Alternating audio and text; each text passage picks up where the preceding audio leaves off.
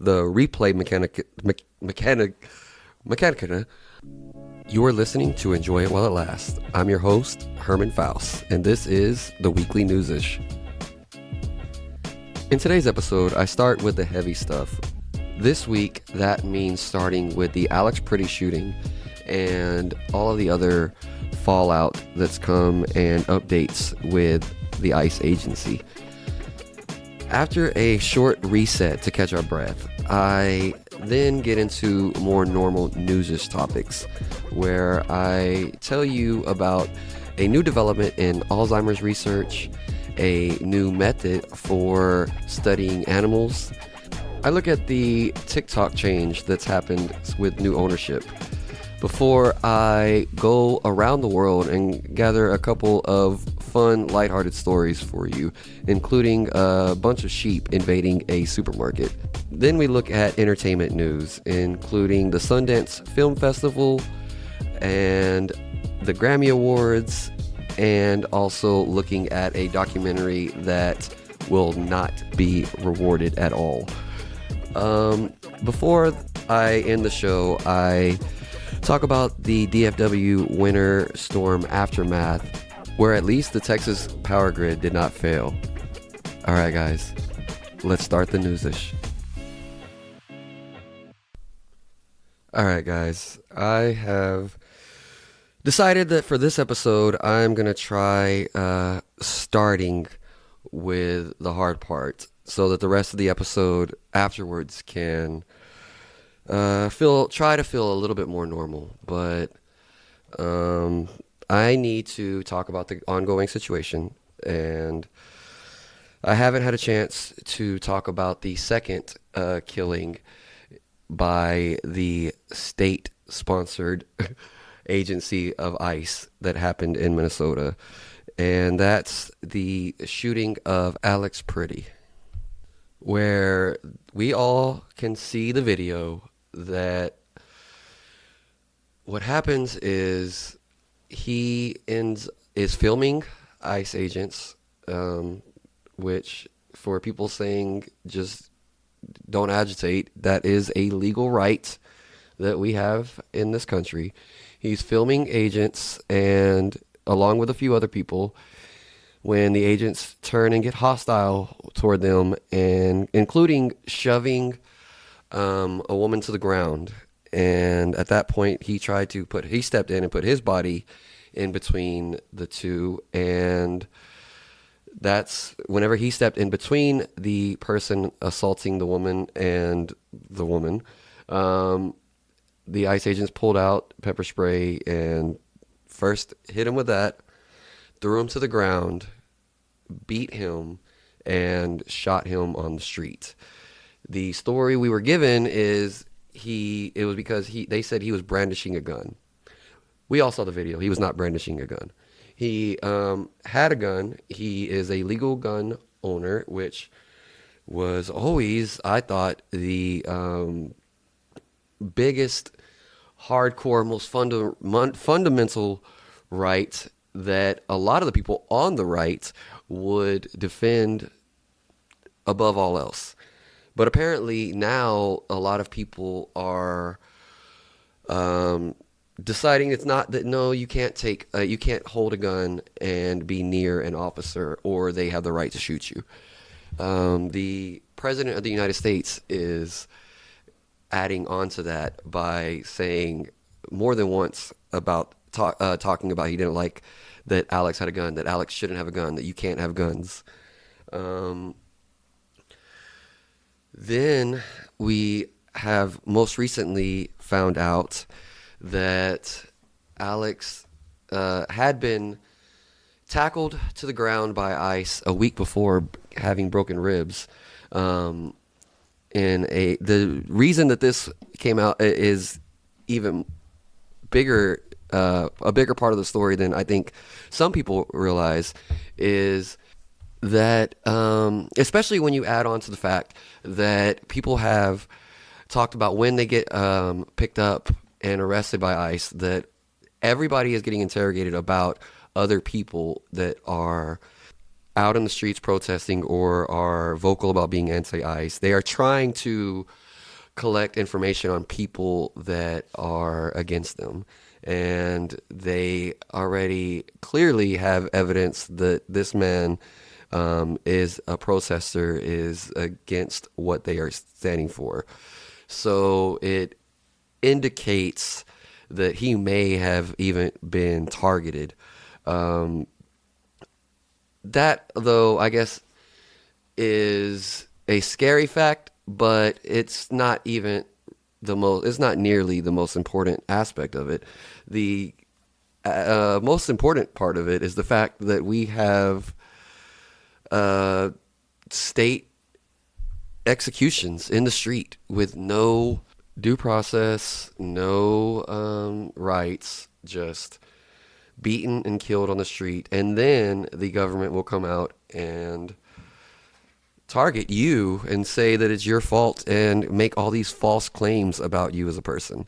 The same thing, the same way they did Renee Good just in the previous week. This is not close to new. 2025 was ICE's deadliest year as an organization, with 32 people dying in custody.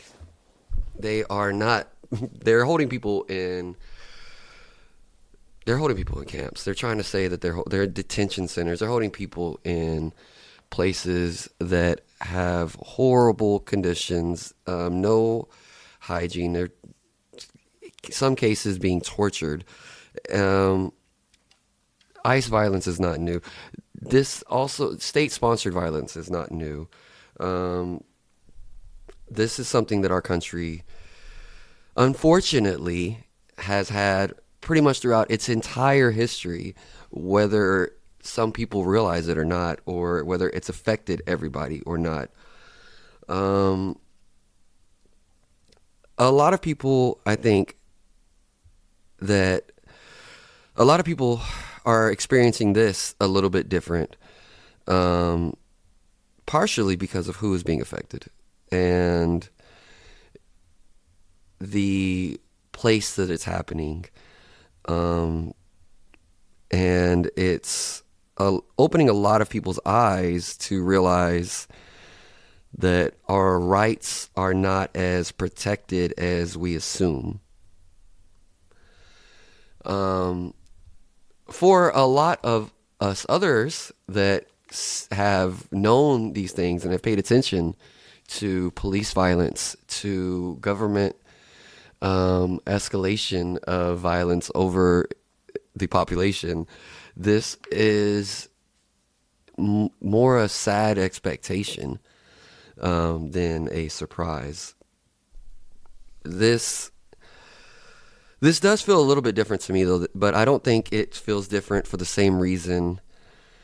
Like, I don't think it feels different than some of the reasons I've been hearing other people say that tries to differentiate ICE killings versus other types of state-sponsored murder that we have seen in the past. I think that the reason this one feels different is because we have top government officials that are outright lying and spreading hate. Just continuing the theme that one big difference of the current administration is how open and in our face they are about harming people and not caring about it. When in past administrations, they would at least play the game of trying to give you small hand wave gestures and saying the right things to make you feel better.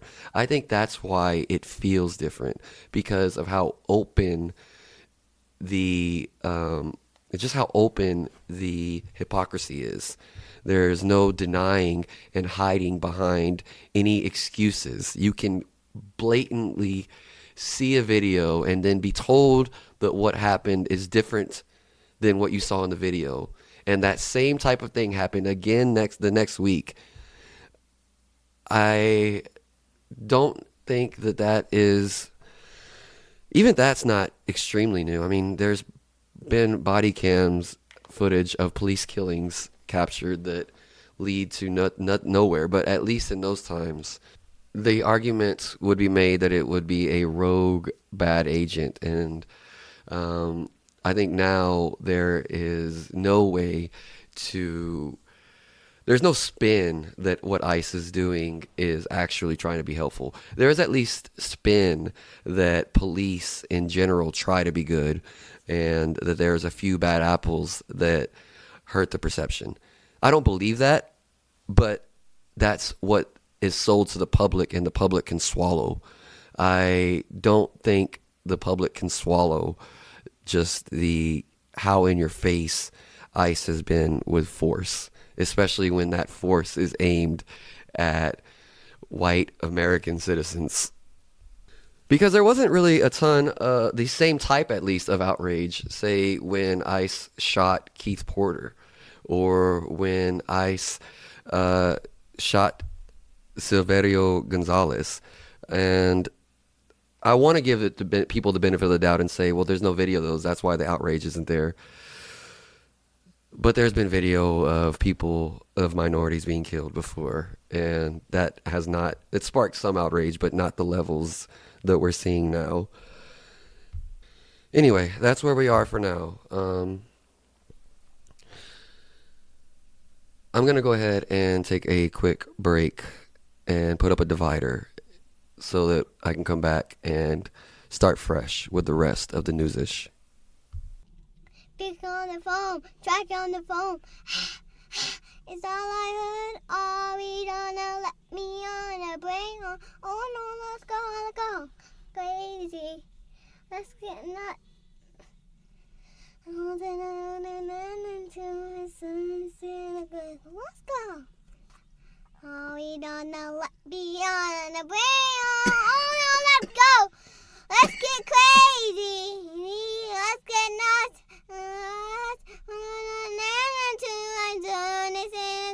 Let's go. As you're going to hear a little bit later in the show, I have been very critical of these districts in my household. Around, all the districts around us shutting down all these extra days for the storm, especially whenever I found out DISD and a few other districts were closed today, Thursday. That I was honestly a little bit scared that Fort Worth ISD was about to be closed too, and I was going to have yet another day with the kids at home and me having to try to juggle 10 different things all over again. But then this morning I got humbled a little bit. I got put in my place as I'm over here getting mad at acting like there's no big deal as I'm taking the trash out. And I slip on my ass on my driveway, and I fall down, and the trash can that I'm pulling falls down with me too. I didn't get hurt, luckily. Nothing.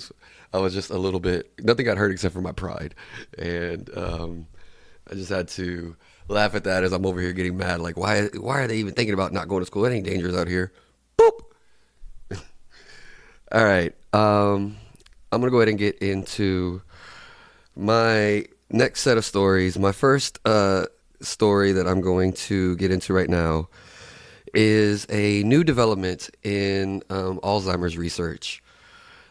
And they have found evidence in animal studies that suggest that part of Alzheimer's memory loss comes from the brain failing in the replay, not just in creating the memory itself. But we've already known that memories get deeply embedded into your brain when you sleep, and that's part of dreaming. Not all of it, but part of dreaming is you replaying what happened to you in the day, and memories forming long term. And they're able to detect by seeing what neurotransmitters are going off in the brain when the memory failure is happening, and have pinpointed this as another point that is happening. The reason this is notable is it does lead to the possibility of developing treatments that are specifically targeting the sleep and rest cycles. and also developing therapies that will stabilize the replay mechanica the replay mechanism inside of our brain. The next thing I got for you is that artificial intelligence designers have developed a system that can recognize individual brown bears from camera images using their facial features, their fur patterns, their body shape, their markings, allowing them to be able to track specific bears over years and be able to monitor population sizes and movements, and gives them gives scientists another way of studying animal behavior without having to tag or collar the animals.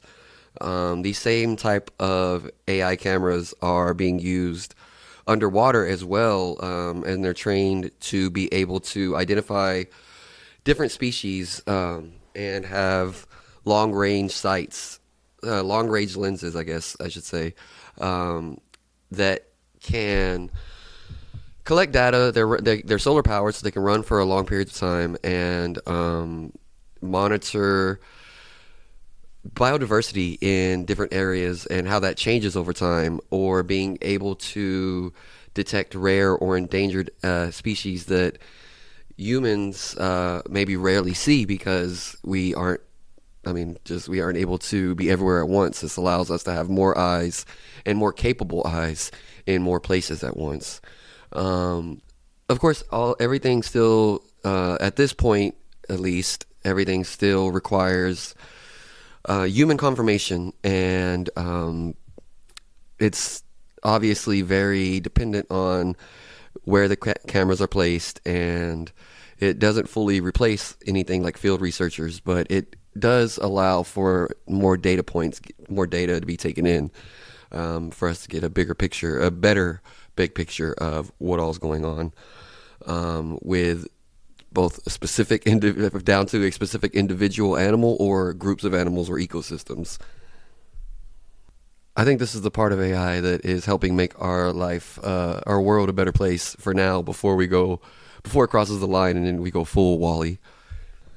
My next story is that new Nipah virus cases have popped up and have triggered a heightened health monitoring state. What that means? Well, first, the virus. The Nipah virus is considered serious because it does have a high fatality rate with limited options to be treated.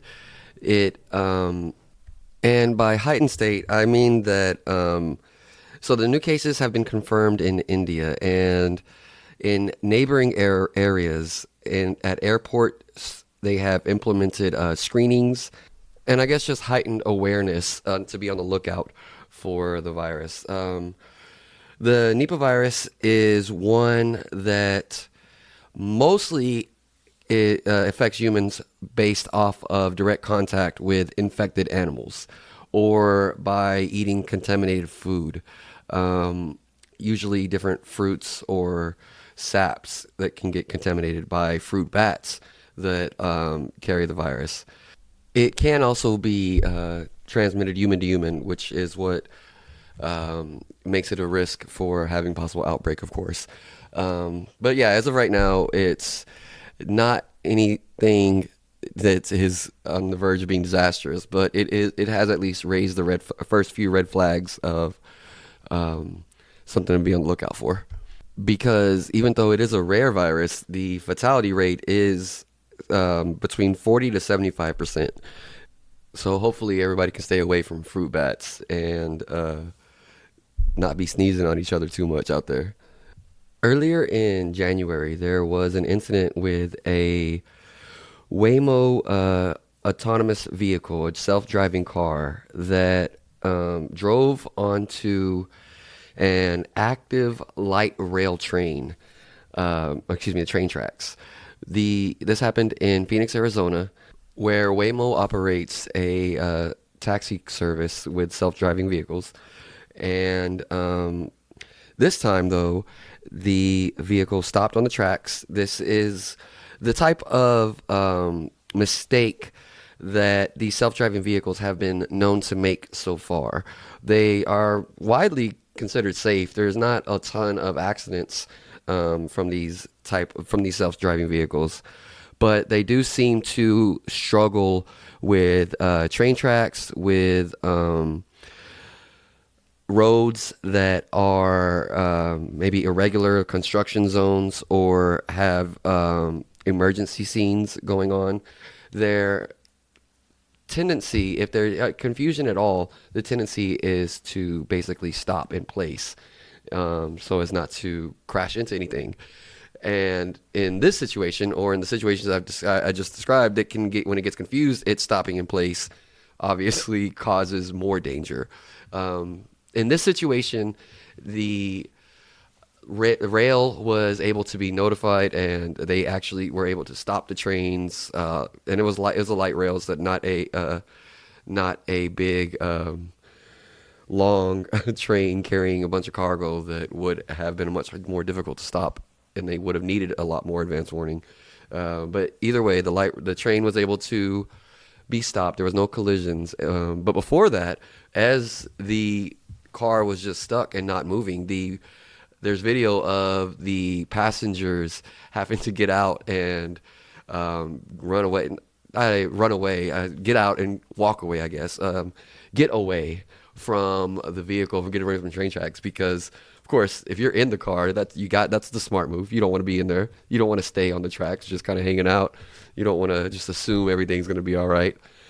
I think this does not change the way I feel about self-driving cars. I still think that in a few years from now, I think they've already proven to overall be safer drivers than humans, at least in most cases. And I think that it's just continuing to. These are the type of bugs that continue to get better. And I've always told my kids that I believe by the time they're adults, they will not even be having to worry about driving. We're going to all just be sitting in the car, being able to entertain ourselves in any other way, and nobody's going to have to drive. Yeah. Now, as of last week, TikTok ownership has been changed. TikTok is now owned by a joint venture LLC that includes software firm Oracle, a private equity firm Silver Lake, and a couple other U.S. businesses as well that are now formed to form the group that has taken over ownership of TikTok. And when that ownership changed, it seems like the algorithm changed with it. A lot of people have reported that the word Epstein was not allowed. Like they would type it in and send it as part of a message in DMs, but the word Epstein would not show up. It wouldn't appear. It was like the word itself was blocked. Some people have reported the same type of behavior with the word ICE. What a lot of people have reported and have shown is their accounts, on their accounts, any video that is critical of the government, any video that mentions ICE, any video that is aware at all of like things going on in, say, Minnesota right now, these videos are getting stuck at 0 or near 0 views. And the same accounts can then later post videos that are completely non-political, completely non-news related, and get hundreds to thousands of views. I personally have very tiny accounts, but I've noticed this type of behavior in the past of anytime if I post videos that are questioning government officials, there's times where I believe that these videos get way less than anything else I get. And not just to the point of, one video gets 300 and the norm is, say, 5 to 6. I don't mean that type of small. I mean, like, they're being stuck at 5 or below at 0, which doesn't really make sense. It's like they were never even tested with an audience on these algorithms.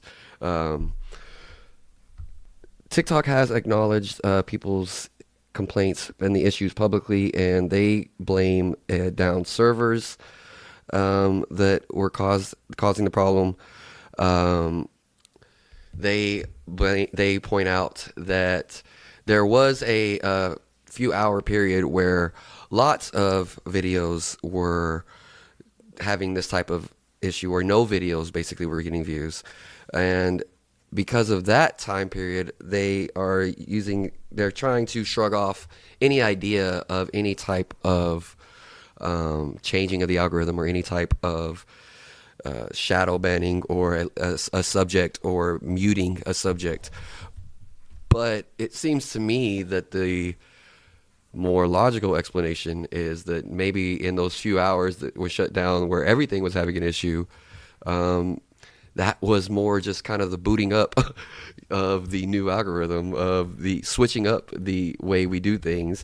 And since then, there still have been lots of evidence of people posting videos that, again, if the subject is one certain thing, it gets an incredibly small amount of attention compared to any other types of videos they have. So it's not just oh, your account is small. It's you're getting, your account's not getting the same type of attention proportionally that you would expect it to get. So it seems disingenuous to me for them to say, it seems unbelievable, I should say, that there has been no change at all to the algorithm, that everything is just the same. All right, let's step back and go around the world for a little bit and see what kind of weird news we can find from across the way. I'm going to start by going over to Germany for a little bit, where a flock of sheep, about 50 sheep, wandered into a supermarket. The animals had got loose from their nearby grazing area, and ended up all following each other, as sheep will do, into a store together, and just crowded the aisles. There was customers and workers ended up hopping up on the checkout lanes so that they would not be have to push through the sheep. Surprisingly, there was not a lot of damage. I would have expected, I did expect when I first saw the headline that the store probably would have been somewhat trashed afterwards, but it wasn't that bad at all. They were able to have a shepherd come by. I don't know if it was the original owner of the sheep, or just maybe one of the customers was just hey, I'm a shepherd, I'll help you out. But either way, they were able to get the sheep back outside the store and just kind of resume with their business fairly quickly. It just kind of was a really weird visual. I think that's why it became a viral story.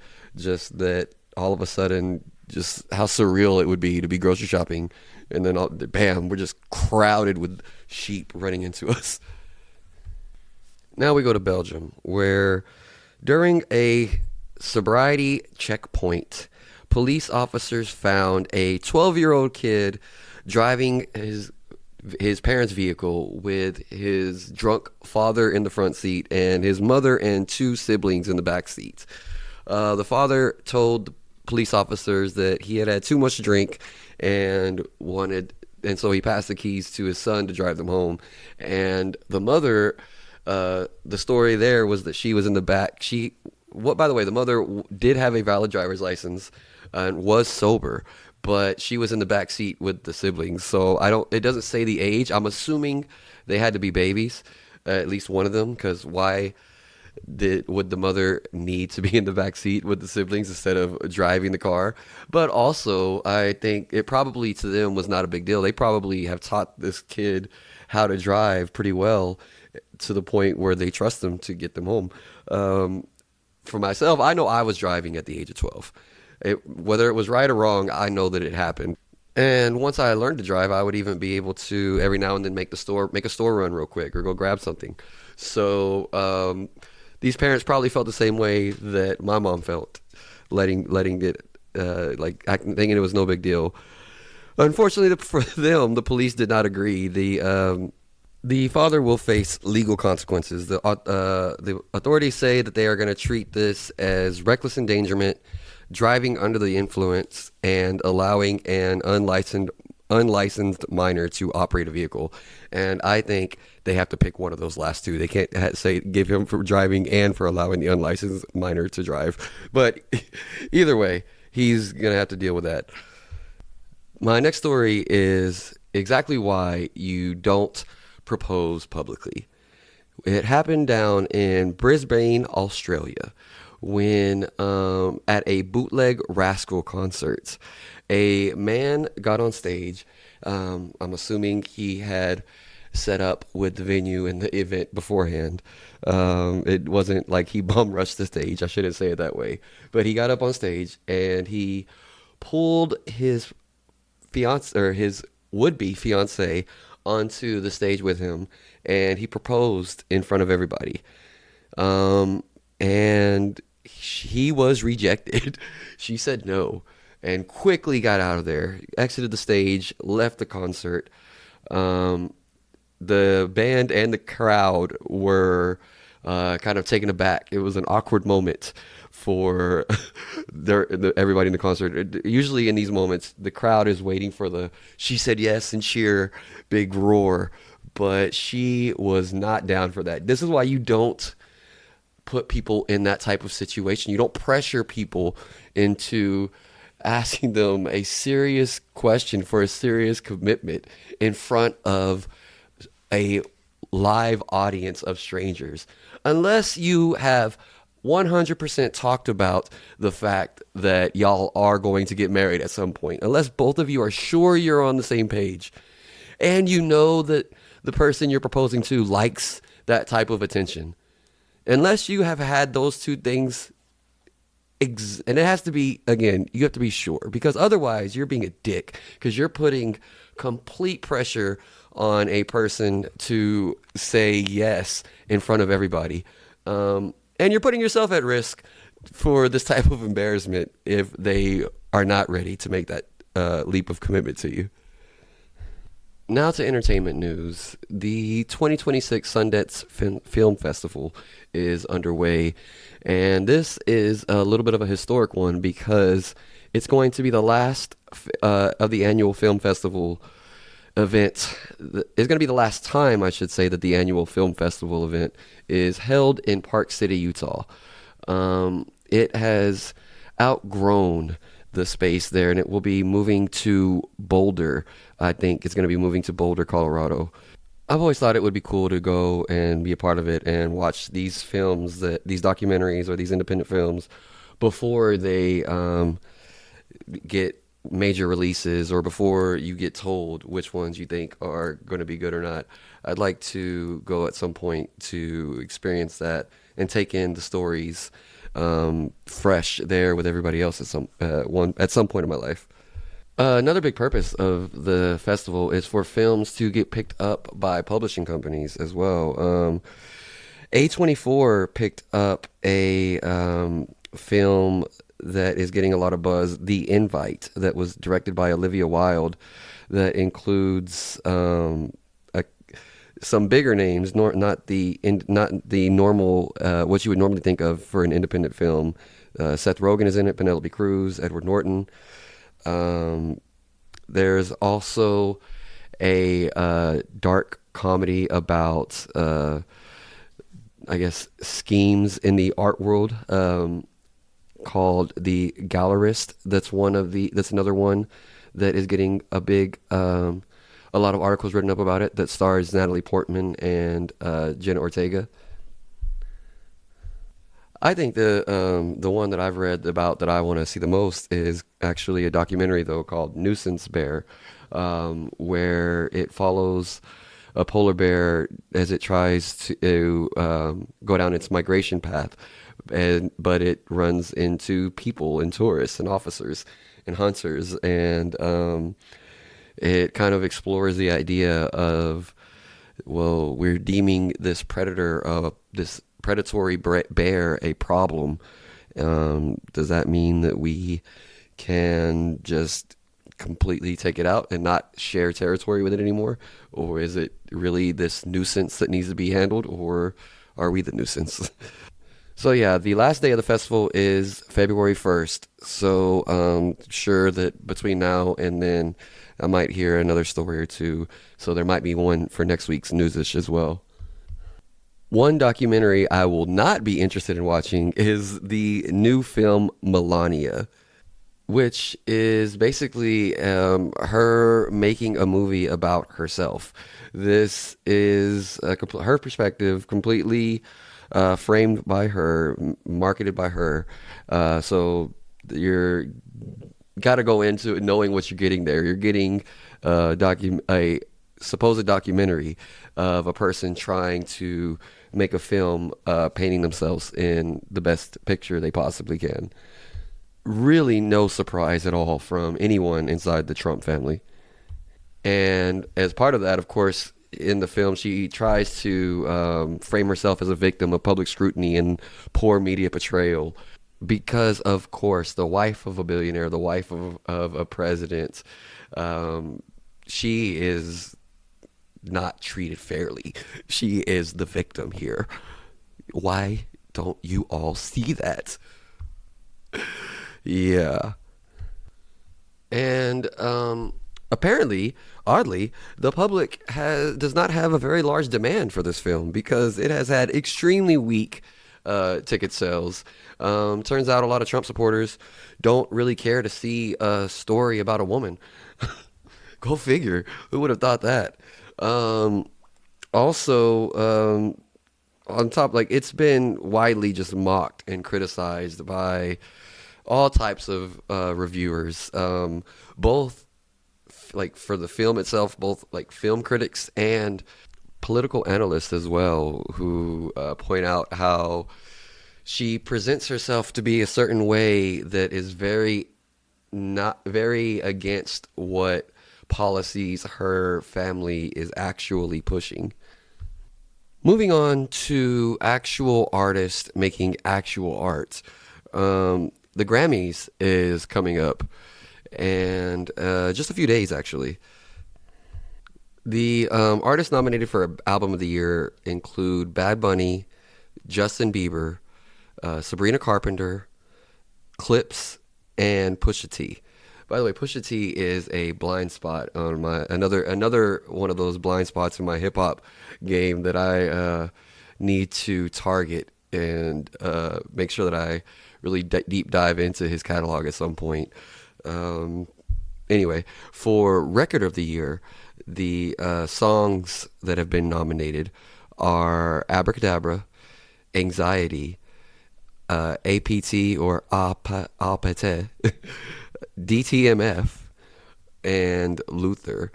Um, I think if my kids were picking, they would have a really hard time picking between Anxiety and APT.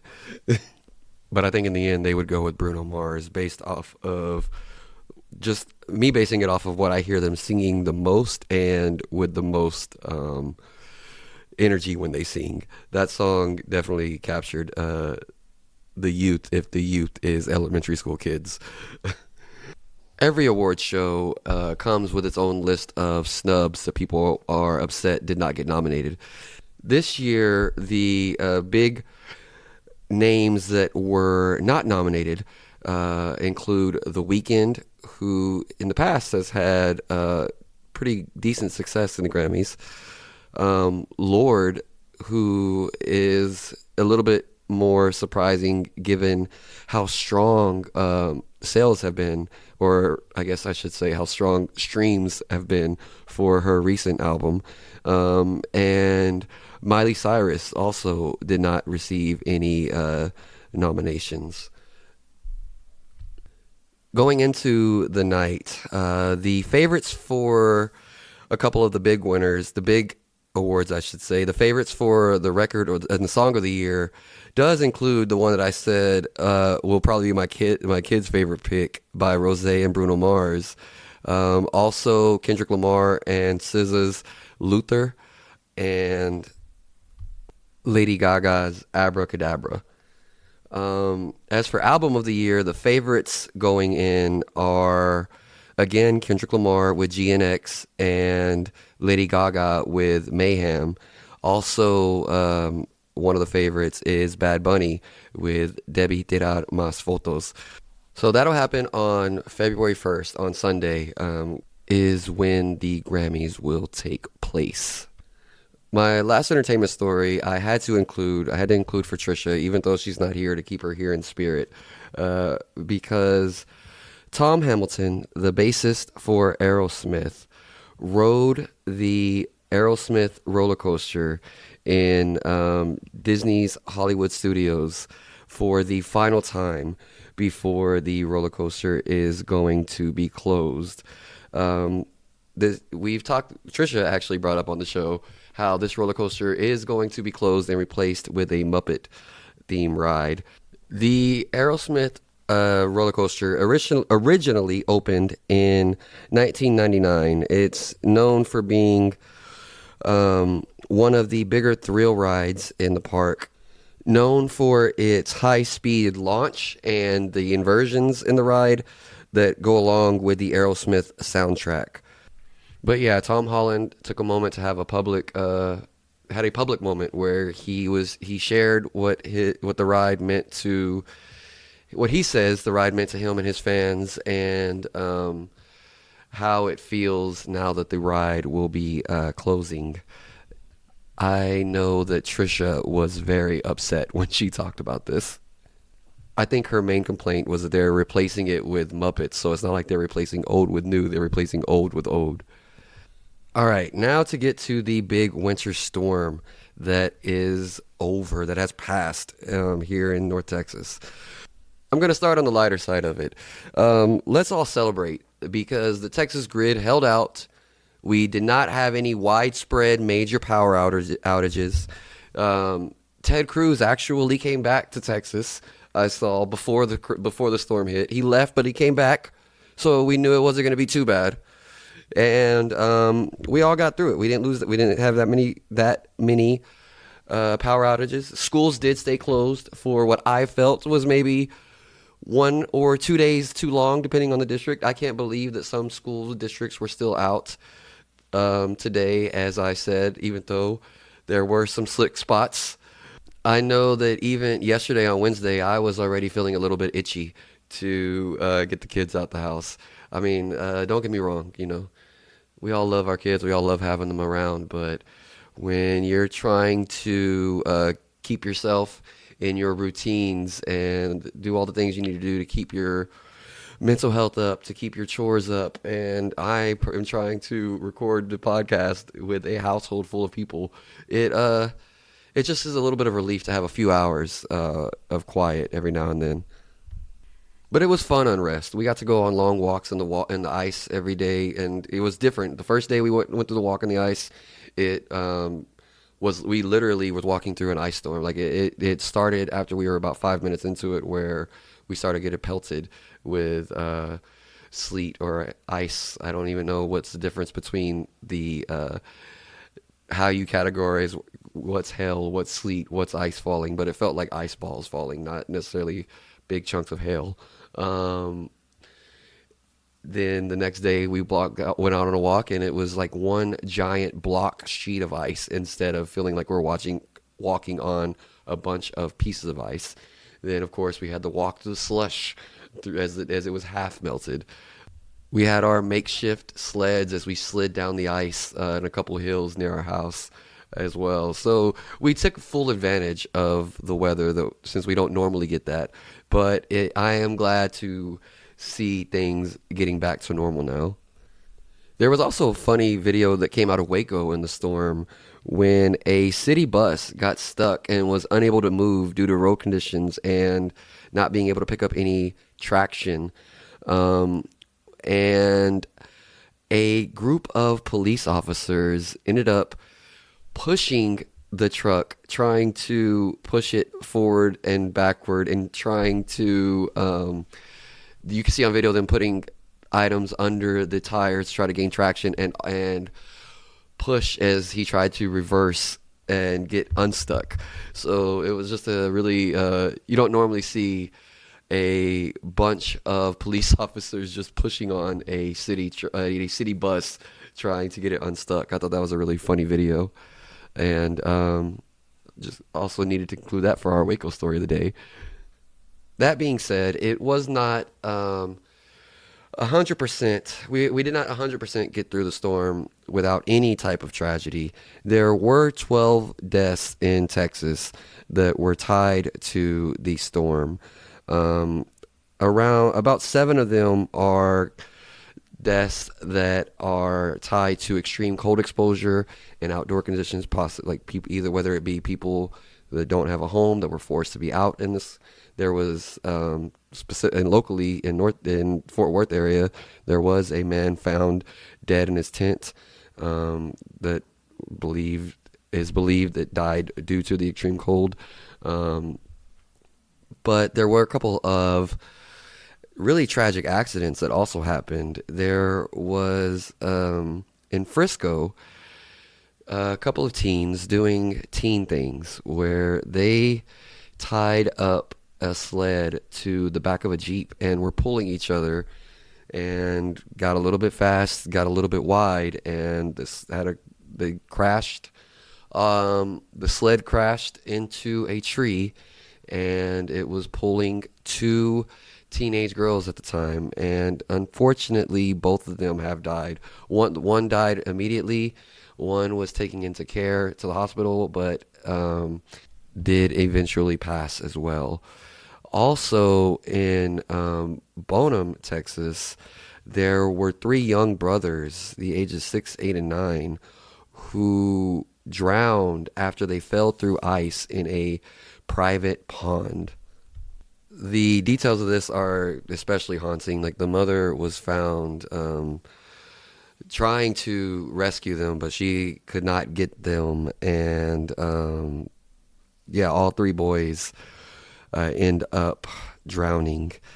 I don't know what else to say about this. It's obviously very tragic incidents, other than, well, the one, teens being teens, that you can't really, you just kind of cross your fingers and hope that your kids make good decisions, but also that they are lucky enough to survive their poor ones. I know that I did a whole episode on my own experiences near death, including my stupidity and the times that as a teenager I put myself at risk.